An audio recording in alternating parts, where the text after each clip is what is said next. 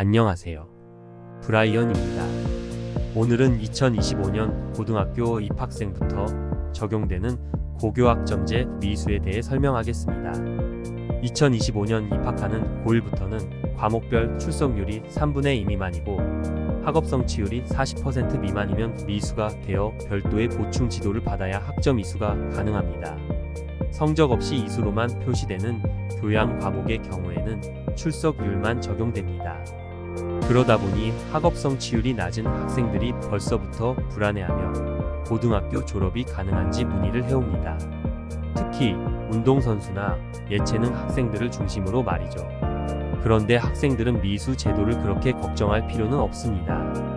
100점 만점에 40점 미만이 되어도 미수라고는 하지만 유급을 시키지는 못하며 상담을 통한 예방 지도와 간단한 과제 학습만으로도 충분히 학점 이수를 할 수 있기 때문입니다.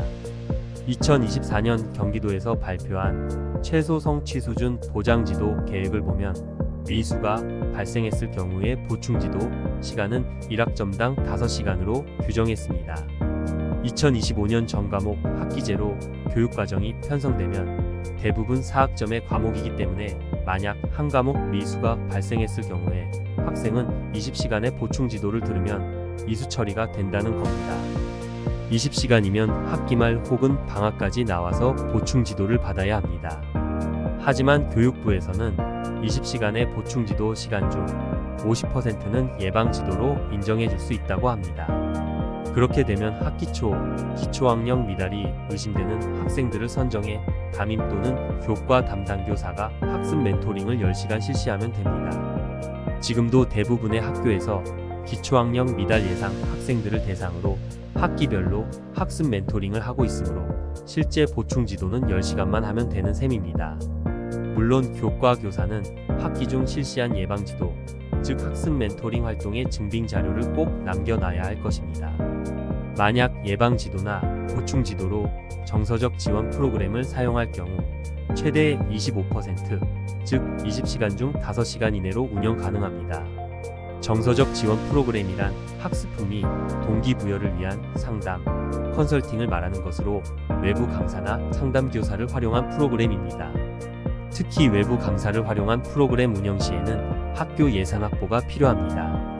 4학점 과목에 대해 20시간의 미수 지도를 할 경우 학기 중 학습 멘토링과 상담을 통한 예방 지도로 10시간을 확보하고 나면 실제 미수가 발생했을 경우 학생에 대한 보충 지도는 10시간으로 줄어듭니다. 물론 이 10시간도 다 운영할 필요는 없습니다. 교육부는 미수 지도 프로그램의 평가와 상관없이 총 참여 지수 20시간의 3분의 2 이상 참여하면 이수 처리하도록 명시하고 있습니다.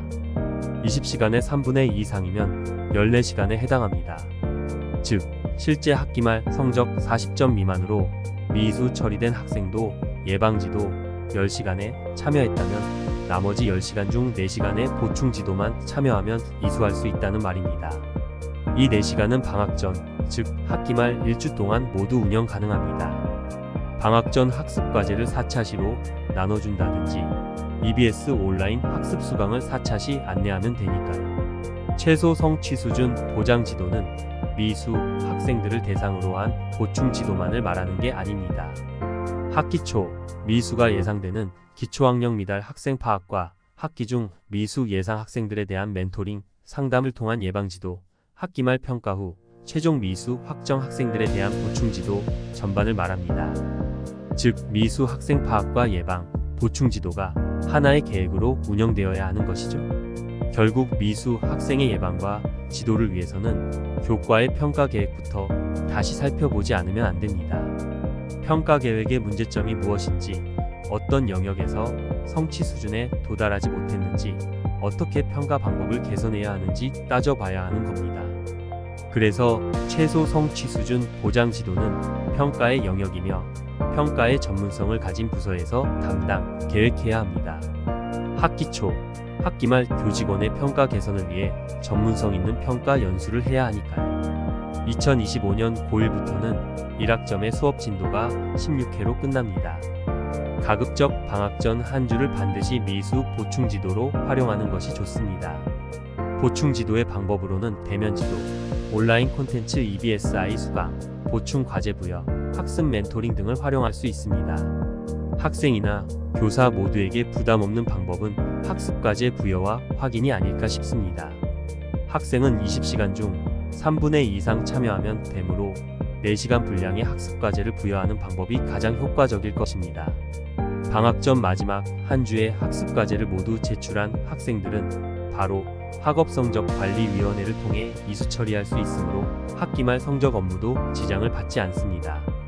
단, 본교 교사의 경우 최소 성취 수준 보장 지도 관련하여 강사비는 지급할 수 없다고 합니다.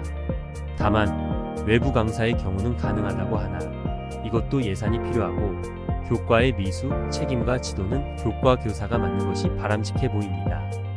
2025년도 고교학점제 전면 도입을 앞두고 최소 성취 수준 보장 지도의 기본 계획은 24년 말에 최종 발표된다고 합니다. 지금처럼 1학점당 5시간의 보장 지도 기준과 총 보장 지도 시수의 3분의 2 이상 참여하면 별도 평가 없이 이수할 수 있다는 지침이 계속 유지된다면 학교 현장에 혼란은 크게 없을 것으로 보입니다. 운동선수나 병원 학생들의 경우에도 미이수 걱정에서 벗어날 수 있을 거고요.